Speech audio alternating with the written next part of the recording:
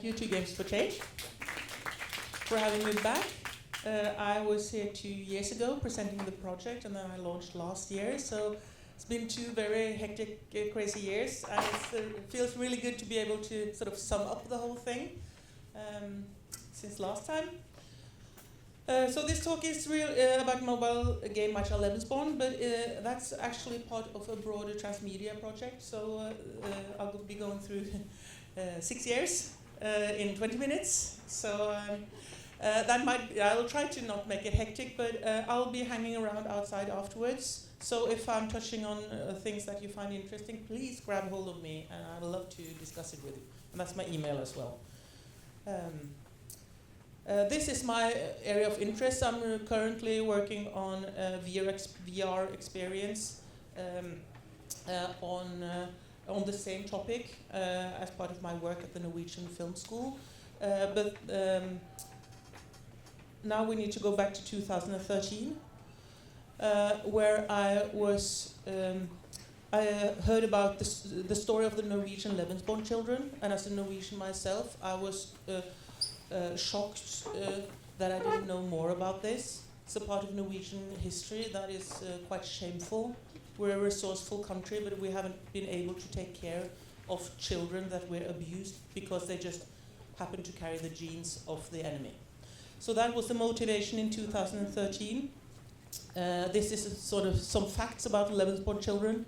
In a country with 3 million inhabitants, 12,000 children were born with German soldiers as fathers during World War II.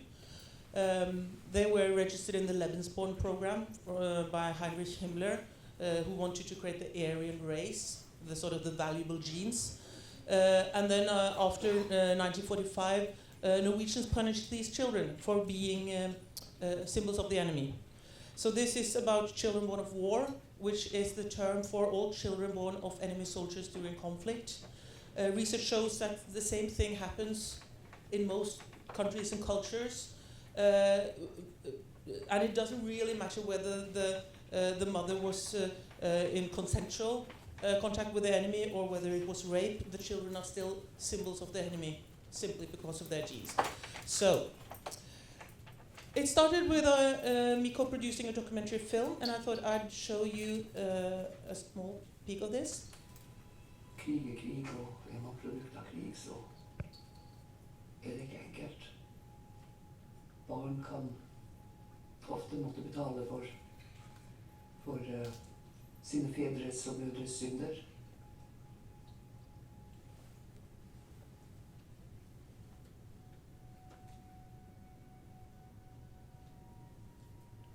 I krig blir alle barn skadet.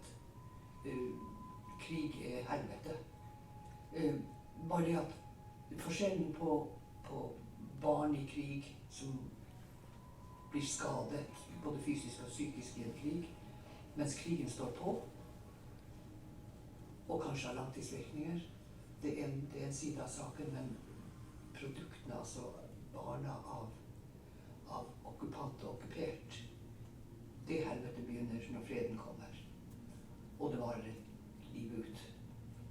Og det er derfor det er forskjellige, vi er spesielt utsatte.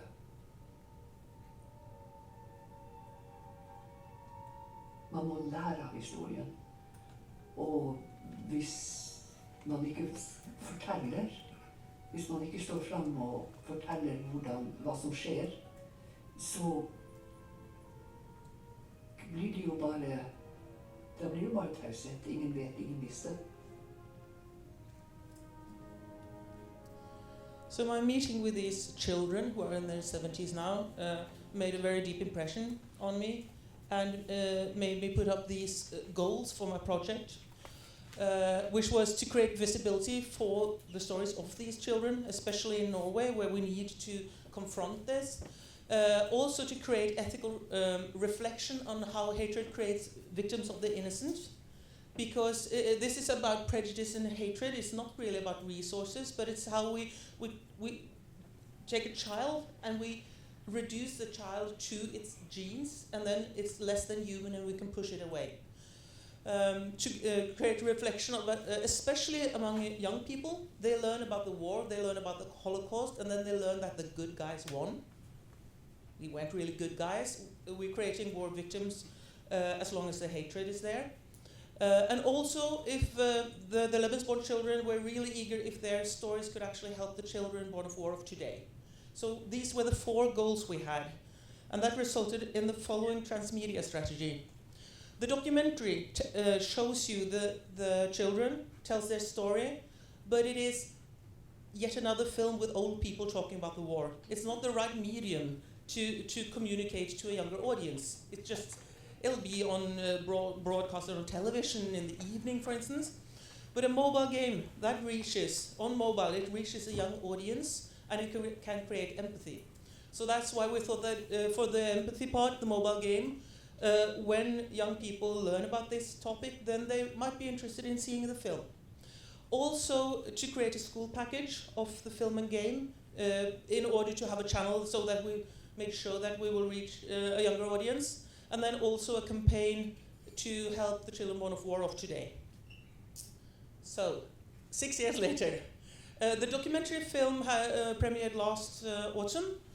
The game was launched May 8th last year. I'm currently working on the school package. I have one slide on that if I have time. It'll be ready in September. And we are working with Save the Children and the Norwegian Peace Institute on a campaign, the Children Born of War project. We're donating parts of the proceeds from the game towards that cause. So, 4.5 years later, just to speed it all up, this is the status now. It's been crazy. We didn't know if it was possible to create a game on this sad topic. And then we've been listed as one of the best games of 2018. The New Yorker mentioned us over Red Dead Redemption 2. I just have to mention that. Thank you. 5-star rating, 4.8, 4.7 on Google Play and App Store since launch. We won several awards. This April we won the BAFTA for Game Beyond Entertainment, which was amazing. We've sold almost 200,000 copies worldwide, 100,000 of them in China with no marketing. It's been translated into simplified Chinese by the fans for free. It's amazing that the stuff that can happen when you put something out to the world, it's heartwarming. We know on our servers that over 800,000 have played the whole game, which is between 5 and 6 hours playthrough, and 1.4 million have played the first chapter. So I think that maybe 2 or 3 million have started and played for 10 or 20 minutes, possibly. And we've signed with a Chinese publisher, East to West, who is porting the game and has said that it'll be ready for PC next week. So it's, because this was an experiment. We didn't know if it was possible to create this game, because it was a big challenge. We didn't want to call it an educational game because everyone thinks that means it's boring. So especially when you want to reach teenagers, it had to be a good gaming experience. It had to be engaging. And how do you do that with that kind of topic? So that was hard to us, and hard for us. And we also needed to find a format. What would be the right genre to play this game? So we started the spring 2015 with workshops, and I can't praise Sarepta Studio enough. It's part of Hammer Game Collective. Katarina Duebøller is my partner in this project, and we've been working as one team for all these years, and that's been immensely important. So I came to them and I just dumped the whole topic at their feet, so to say, with what the story was about, different things that had happened to these children, and they started to sketch up different suggestions for genres. So you have the more classic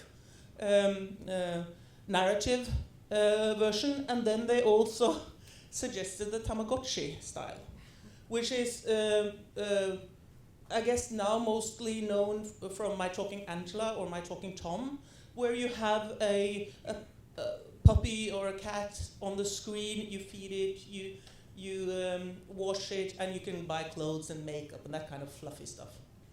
But that we ended up, the reason why we ended up in this format is, I'll just switch to metaphor. Because one of the major challenges for the children born of war is, do these children deserve being looked after? Because, I mean, they're not worth as much as others because they have the genes of the enemy.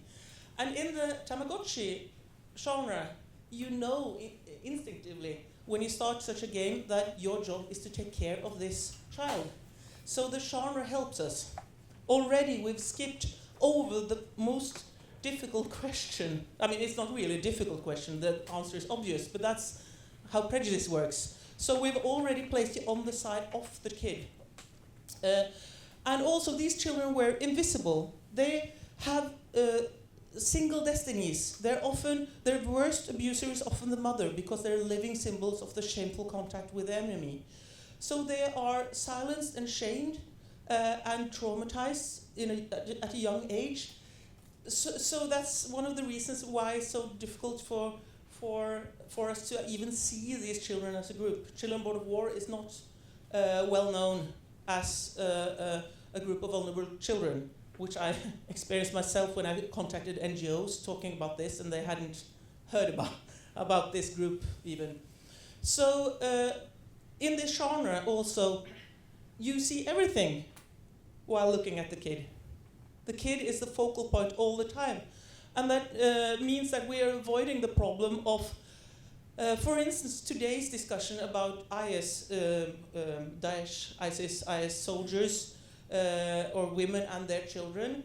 It's so hard in this discussion because it almost always ends up with people discussing the parents and whether they are, how guilty they are, what should one do with the parents, because it's so difficult to actually see the child because of all the emotions that are involved with the topic. So we tried to put as much of the story as possible into the gameplay, because that's what games are about, so that we didn't have to tell, that we could show or let people experience. So you adopt a child and you are a single parent having to balance time and money, resources, in order to take care of the child. So your main challenge here is the emotional well-being of the child. And that is representative of how these children grew up, because they were often in single-parent families with a very low-income families. We also get to show that single persons made a huge difference, because you get to be that positive force. You can make a difference for the child by looking after it. So, but there were some limitations. The important one is that the story and experience needed to be representative. We worked with the Lebensborn children on this. So through the process, I've been having meetings with them, showing what we were doing, getting feedback to make sure that we could say that this is actually a documentary game, that this shows what it was like for them. And that also means that we could not offer a happy ending. If we had offered a happy ending in this game, branching narrative, happy ending, we would indirectly say that the parents did a poor job. If the parents had been better at parenting, then the children wouldn't have had a problem. And that wouldn't be true to the story. So we're having this sad story. It needs to be representative, and you can't offer the sort of the most obvious gameplay, which is branching narrative, possibility of a happy ending. So, what to do? How to make this playable? This is an example also of how we introduced historical facts in the game. That's me with Torleif Blatt. He's the head of the Lebensborn Association. At the end of the game, you get to sort of meet the real Lebensborn children with these posters. We have 4 of them. And during the game, we have this journal in the workroom where we telling you the context. We're telling you about the war, what happened in 1945, and why the reason behind all the animosity in society. But we discovered quickly that the thing that would make this game playable was the character. You need to care for the child to be able to stand playing it in a way, because if you care for the child, you are motivated to help the child through the challenging situations that you will face. So for us, it was clear after halfway through the development process that we needed to make sure that the game was, the child and the character was as engaging as possible. So we needed the child to have a personality.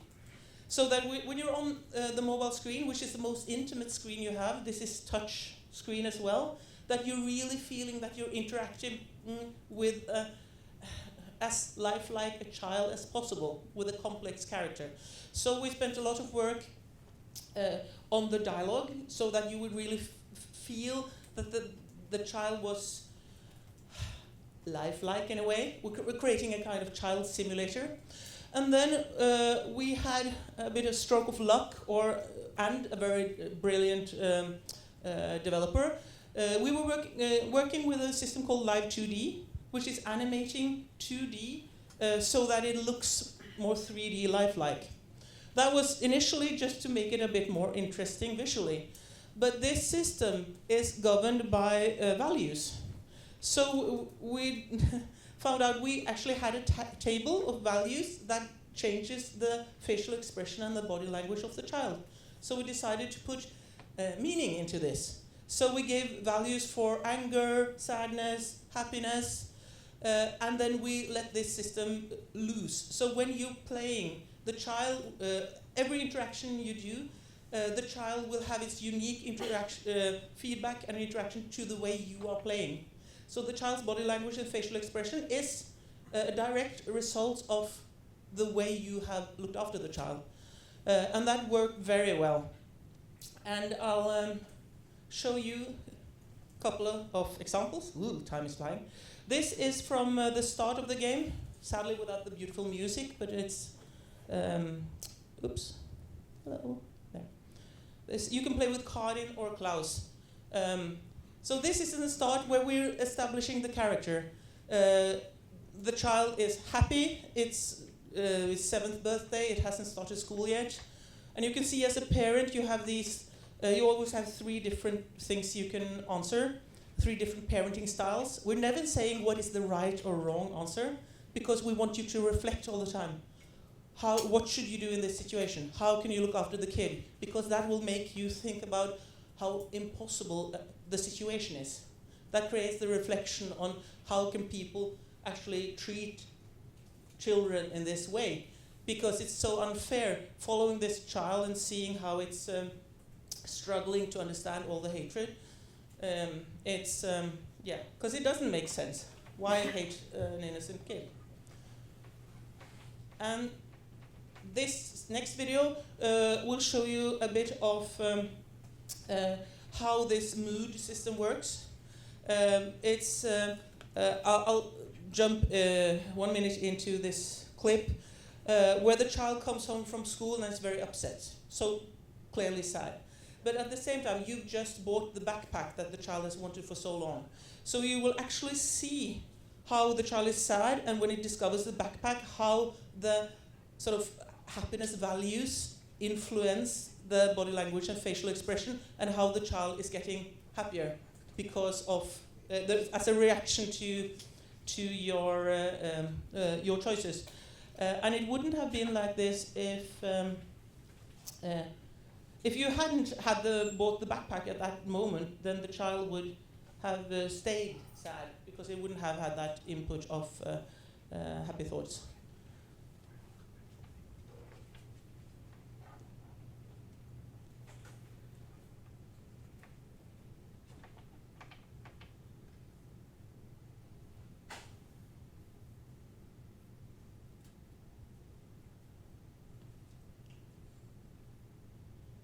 So you can see she's really upset here.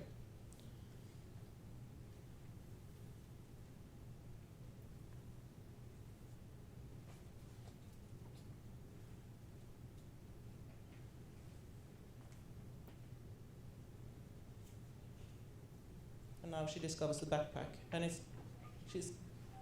her mood is improving slowly.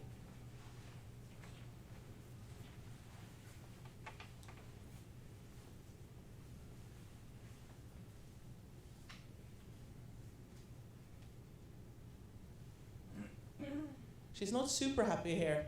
The dialogue shows sort of her being eager, but you can see her facial expression is quite toned down. In other playthroughs, she would be very happy because then it would be a better day for her when she received the backpack. Okay, yes. So that's a bit small taster of the game. Oops. So that the time is out already. So this is what happened when we launched the game.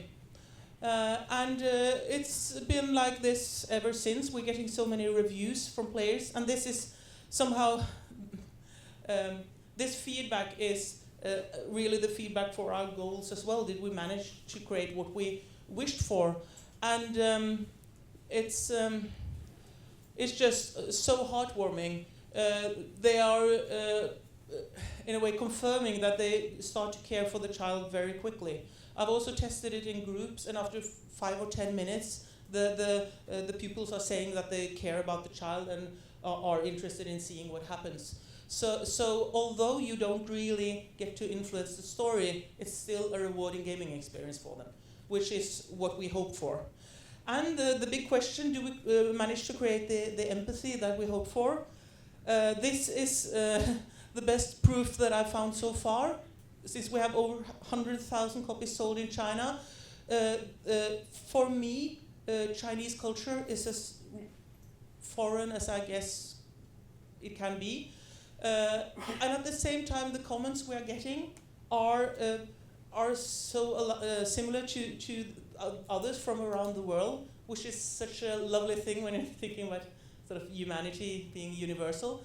And they are reflecting on the situation of the child. They are also reflecting on the history of their own country and how they also had children born of war after World War II with the comfort women and stuff like that. So it's it seems to be working, although it's a story set in Norway, country far to the north, in a context that is halfway forgotten. It makes people reflect on what we wished for. So that is, we were just so over the moon with how this has worked out. And now I'm working on the educational package, which will be launched in August, September, where we're adapting the game for use in the classroom, so that the pupils can download it for free to their own private phones or the school's phones, doesn't matter. And you can play as a group and get game statistics up on the big screen and discuss them as a group. So hopefully that will be interesting. Yes. So if you'd like to follow us to hear more about what's happening, please do. And any questions you might have, or grab me afterwards. Thank you so much. That was fascinating and really important stuff. I appreciate it myself.